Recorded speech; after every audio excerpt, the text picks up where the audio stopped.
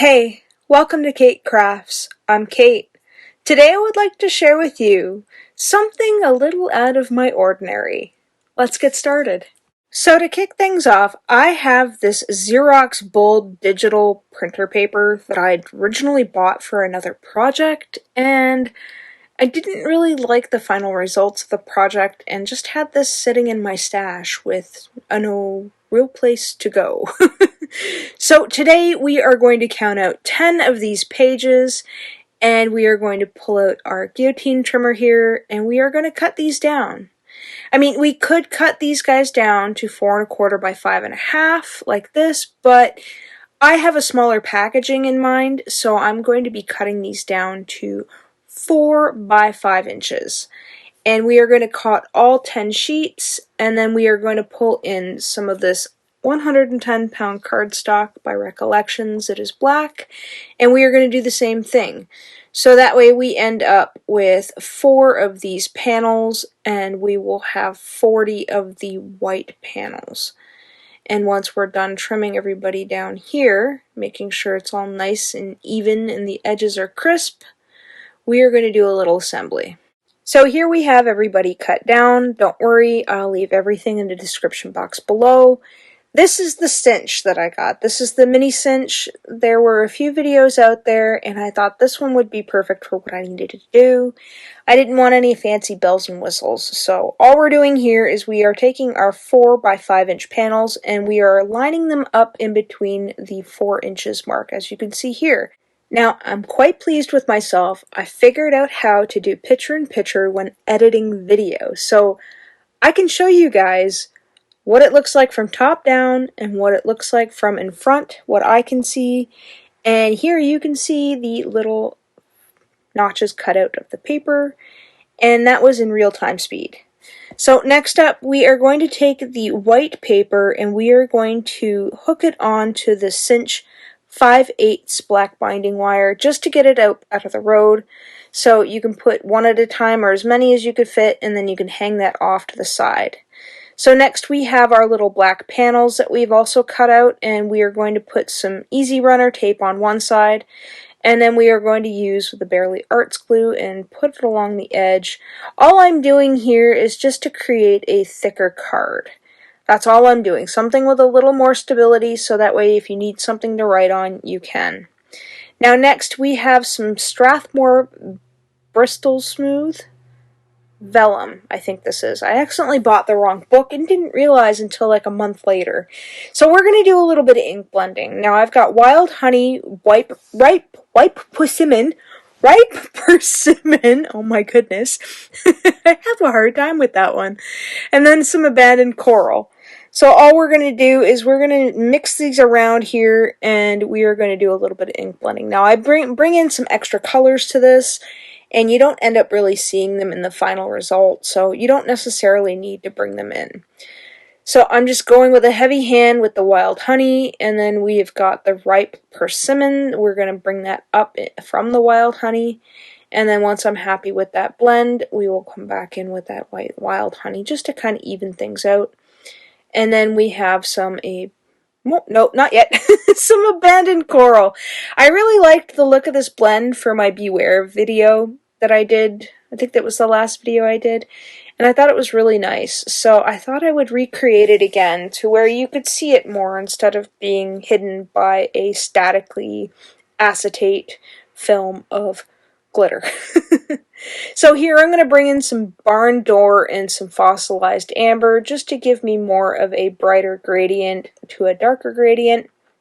I think if I had a slimline card, this would be a very fun blend to do because the transition of it is quite nice, and I really like it. So once we have all that done, we are going to come back in with a little bit of what's left on my brushes, and then we're going to pull in some water. So I've got some clean water in my hand that I've just splattered on top of my panel here to give it a little bit of texture. And then we are going to come in with some Fine Tech Iridescent watercolor as soon as I get it out of the pan, or the box, and then we're going to do that Tangelo one again. I think that's what it's called.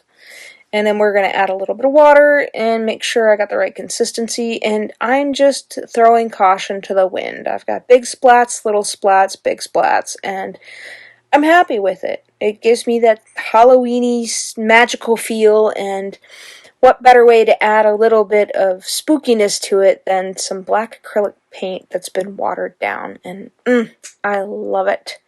So next we are going to do a little bit different. Now I recently have in my possession some Ohuhu, Oahu, Oahu. Sorry, I'm Canadian. I'm not familiar with Hawaii cities, so please forgive me. These were recent into my possession, and I've been testing the waters out with them, so today I thought I would try my hand at coloring with them and putting my Copics off to the side. Now, the difference between these Oahu and my Copic Sketch is that my Copic Sketch are brush nibs, and these ones are bullet nibs. Now, the bullet nibs, it was quite a learning curve for me. You can work with them in smaller areas, but I found for the bigger areas, I struggled immensely. So for smaller images, I think these are really nice, but for larger ones, I think I would want to go and find the brush markers for the Ohuhus just to try them out, to give them a better go at it, if you will. But as far as blending and whatnot's concerned, I really liked how the color payoff was with these. I found some of them were nice and bright compared to some of my Copics, but a lot of my Copics have been drying out. I mean, I do love my Copics. They're kind of the gold standard of coloring, I find.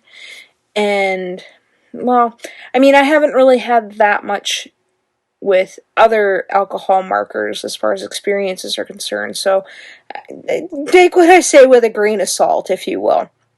Now, I really love my Copics, but have found that recently the quality of them has kind of gone downhill. I've had to replace over a dozen of them, and I've only had some of them for a year or even 6 months.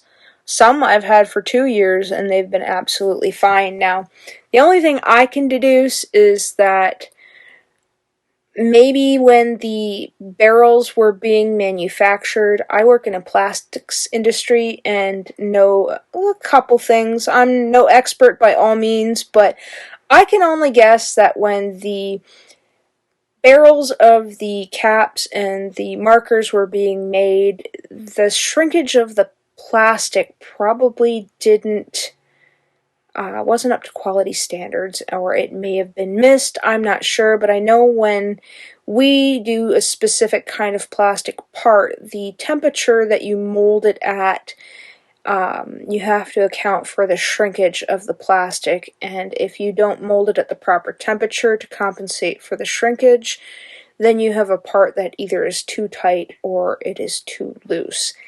And that would be my guess if I had to bet money, unless they just decided to use a different plastic material or grade of material altogether, because that also can have an issue.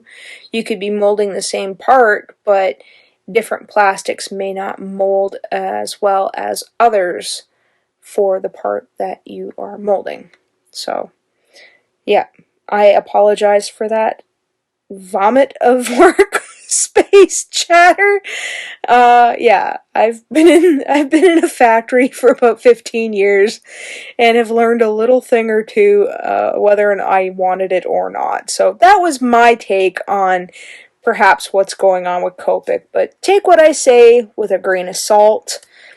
These marker caps on the Ohuhus, they actually are quite nice, and you get that little pop and snap when you're pulling them apart and putting them back together, so that is quite nice. They're very juicy. I really like that. I haven't found that I've had to take off both caps to equalize the pressure so I don't get extra juicy, because I know with the Copics sometimes I would have to take the cap off the chiseled end in order to color with it, or else it would leak. So, Anyway, next we are going to go in with some Wink Stella. Now I'm at the very tail end of this Wink Stella. I think I have a refill. I hope I have a refill because Christmas is just around the corner and I do love to use a little bit of Wink Stella. Now I've gone in with the glazed black jelly roll pen in the nose, and now I'm taking the clear and going over the moon and stars, and then I'll bring in that black back for the little cats. So to give my panel here a little bit of a base, we are going to take some Into the Woods Remix by Fawn. This is just from the 6x6 paper pack. And we are going to make sure that everything is glued down extra. Now, I say extra because I don't want any of these edges getting caught on anything and peeling up, because this is going to be the front panel of the notepad. So all I'm doing here is I'm going around the edges just to darken it up, bring in your focus with some black soot. And then before we get too far into the process of everything, we are going to punch that hole in. And then once we've got all that done, we are going to take the black 2-pit panel that we have here, one of the panels that we glued 2 of them together, and we're going to glue this on the top half. So we are going to line everybody up. That glue gives me a little bit of wiggle room to the sticky tape. And then next we are going to glue all of our little critters down. Now I've got the Fortune Teller Tabby from the Fawn set, the mini, no, it's not the mini set, it's the medium size set. And then I've got the Perfectly Wicked add-on cats from the medium size set, because I don't think they have a mini set for Perfectly Wicked, although that would be cool if they had more cats.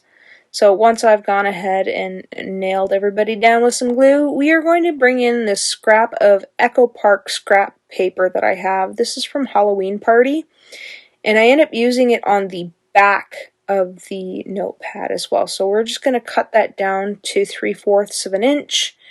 Make sure that I don't have any tape runner poking out, and then we're going to add a little bit of glue because this will give me a little bit of wiggle room, but it'll also make these holes a little more sturdy. And once we've got everybody lined up and glued down, we are going to take a pair of sharp scissors and cut those down. So next we are going to bring in our little notepad here. So we will put the front facing front and the back facing the front. And you can see here, camera, picture in picture, what I'm doing. All I'm doing is putting the C, the open end of the C, into the little press, and then I'm giving it a good firm press, and then I'll open it back up. Check my handiwork to see, do I want it a little bit tighter? Yep, let's go back in and tighten that up just a smidge, so that way we don't have any little papers falling out. So we'll give it another press, make sure everything is nice and kosher. You can see here on picture in picture, and then I'll show you again here in case you didn't get a good enough look. And then we will take a flip through. So here you can see the front of the little paper pad. Now this has got a little bit of heft, which is nice. I like the weight of it. The paper is quite nice. I actually came across the paper in another YouTuber's video who makes stationery, and the quality of the paper is really smooth, so it might be nice for a little bit of a pencil pen drawing kind of thing. I don't know. I'll have to test the paper out and let you know what I think in my community tabs. So, if you've enjoyed today's content or found it helpful, please give this video a like. I also welcome you to subscribe, as I post weekly. Here's another video I think you might enjoy. Thanks for hanging out with me today. Take care.